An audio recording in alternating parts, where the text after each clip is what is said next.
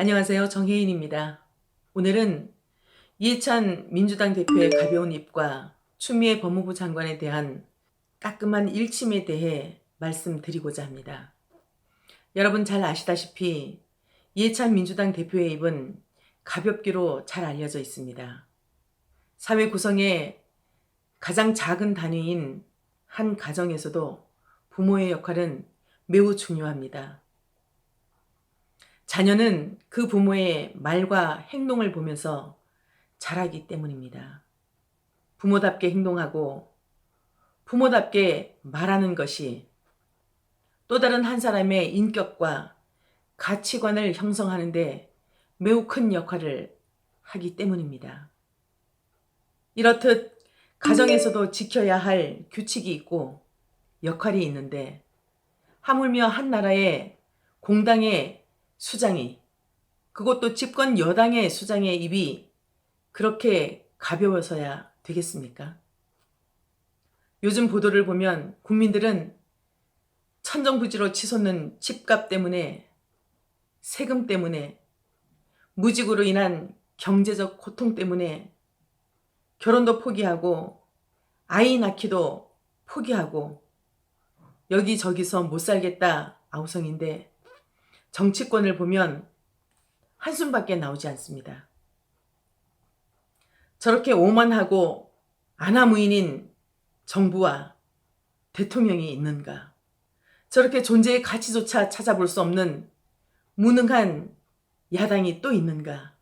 이런 생각이 듭니다. 국민은 이렇게 죽어라 하고 있는데 정치권에서는 행정수도 이전을 놓고 연일 설전을 벌이고 있습니다. 이에 대해 이해찬 민주당 대표는 이렇게 말했습니다. 부초, 서천, 부산은 초라하고 서울은 천박하다라고 말했습니다. 이게 무슨 망발입니까? 서울은 대한민국의 수도이자 심장과 같은 곳이고 부산은 대한민국에서 바다를 통한 물동량이 가장 많은 항만 도시이자 아름다운 제2의 도시입니다. 이러한 도시들이 초라하고 천박하다고 생각했다면 이해찬 민주당 대표는 어떻게 대한민국의 여당의 대표를 하고 있습니까? 국민이 보기에는 이해찬의 입이 더 천박하고 더 초라해 보입니다. 그런데 돌아보면 이해찬 민주당 대표의 가벼운 입은 이런 말뿐이 아니었습니다. 다른 나라 여성들보다 베트남 여성을 더 선호한다. 선천적인 장애인은 의지가 약하다. 여성들이 경력 단절이 되면 열심히 뭘 하지 않는다. 일주일에 마스크 2장이면 충분하다. 이것에 더해 박원순 성추행 사건에 대해 질문하는 기자에게 욕설까지 해대는 이해찬 대표의 가벼운 입. 과연 한 나라의 정부 여당 대표의 입에서 나올 만한 말들인가 가히 의심스럽습니다. 이런 말들에 대해 본인은 그런 의도가 아니었는데 결과적으로 상처를 줘서 미안하다라고 늘 말합니다. 저는 이해찬 대표께 한마디 하고 싶습니다. 이해찬 대표님, 실수가 반복되면 그것도 실력입니다. 저는 어제 조선일보 김신영 차장이 쓴 칼럼을 읽었습니다. 이 칼럼 내용은 추미애 장관에게 여성 장관으로서 제 역할도 못하면서 더 이상 여성임을 내세우지 말라고 쓰여져 있습니다. 이 칼럼을 추미애 장관이 읽었더라면 아마 부끄러워서 낯이 뜨거워졌을 내용이지만 아마도 추미애 장관은 부끄러움은커녕 더 뻔뻔한 반응을 보였을지도 모르겠습니다. 김신영 차장은 이렇게 썼습니다. 법무부 장관 추미애 씨는 자신을 별님이라고 부르는가 봅니다. 본인이 공개한 카카오톡 캡처 사진에 별님이라고 나와 있습니다. 문재인 대통령의 성이 문이다 보니 문 대통령의 지지자들은 대통령을 문 또는 달님이라고 부르기도 합니다. 그런데 법무부 장관 추미애의 네임이 혹시 대통령과 같은 급으로 대우받기를 바라는 걸까요? 아니면 차기 대권에 도전하고 싶다는 것을 시사하는 것일까요? 조선일보 김신영 차장은 지난 22일 국회 대정부 질의 영상을 보면서 윤석열 검찰총장이 자신의 명을 거역했다며 핏대를 올렸는데 그런저런 불편한 심기들이 폭발한 것 같다고 썼습니다. 이번 대정부 질문에서 추미애 장관은 김태흠, 곽상도 통합당 의원들과 갈등을 빚기도 했습니다.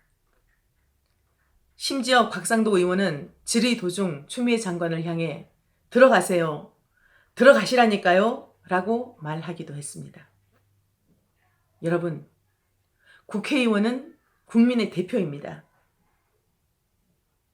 국민들이 궁금한 것에 대한 질문에 추미애 장관이 그들을 대하는 태도를 보면 추 장관이 국민을 어떻게 생각하며 국민을 어떻게 대하고 있는 것을 알 수가 있습니다.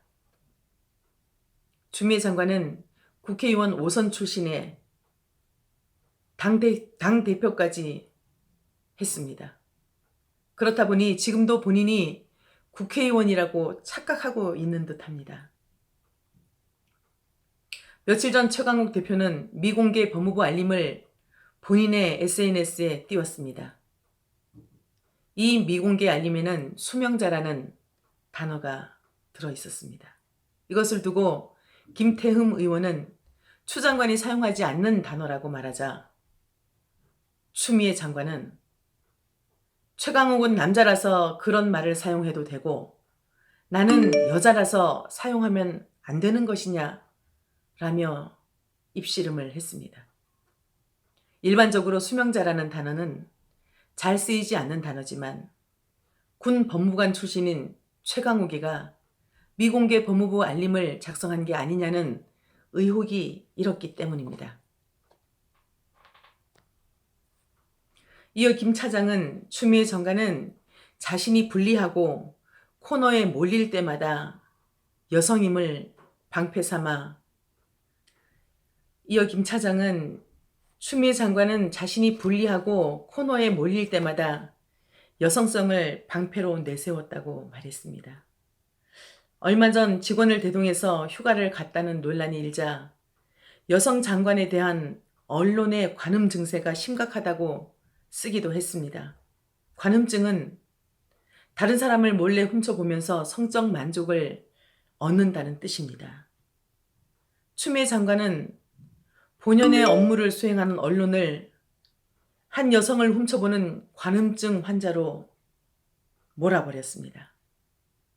그리고 이번 박원순 사건은 검찰이 가장 먼저 인지했음이 드러났고 이에 대해 특임 검사를 도입해 독립수사를 보장해야 한다는 목소리가 커지고 있기 때문에 추 장관은 지켜보자 라고 말하고만 있습니다.